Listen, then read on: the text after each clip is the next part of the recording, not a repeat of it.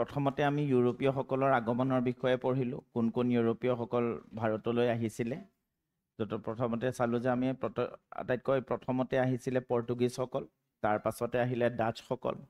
তাৰপিছতে আহিলে ব্ৰিটিছ তাৰপিছত ডেন্স আৰু শেষত আহিলে ফৰাচীসকল এটা পৰ্তুগীজসকলৰ প্ৰথমতে আহিছিল যদিও 100 বছৰৰ পাছত যেতিয়া আন ইউৰোপীয়সকলৰ আগমন হ'বলৈ ধৰিলে তেতিয়া তেওঁলোকৰ বাণিজ্যৰ পতন হ'বলৈ আৰম্ভ হ'ল লাহে লাহে তেওঁলোকৰ পতন আৰম্ভ হ'বলৈ ধৰিলে ডাচ্চসকল আহিছিলে কিন্তু ডাচ্চসকল আৰু ব্ৰিটিছসকলৰ মাজত কেইবছৰমান সংঘাত চলিলে কিন্তু পাছত ডাচ্চসকলে ইণ্ডোনেছিয়াতে মনোনিৱেশ কৰাৰ সিদ্ধান্ত ল'লে কাৰণ তেওঁলোকেও বুজি উঠিলে যে ভাৰতত ব্ৰিটিছসকলক প্ৰত্যাহ্বান জনাব পৰা নাযায় ডেন্সকল আহিছিল যদিও ডেন্সকলেও বিশেষ তেওঁলোকে সফলতা লাভ কৰিব নোৱাৰিলে তেওঁলোকে নিজকে শক্তিশালী কৰি তোলাত ব্যৰ্থ হ'ল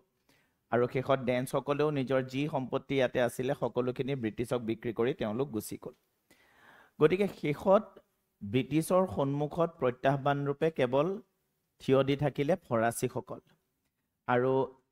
এতিয়া এই ফৰাচীসকলকে প্ৰতিযোগিতাৰ পৰা অপসাৰণ কৰাটো তেওঁলোকৰ মূল উদ্দেশ্য হৈ পৰিলে আৰু এই ফৰাচী আৰু ব্ৰিটিছসকলৰ মাজত যি সংঘাত হৈছিলে সেই সংঘাত আমি আলোচনা কৰোঁ তিনিখন যুদ্ধৰ যোগেদি যাক আমি কওঁ কৰ্ণাটকৰ যুদ্ধ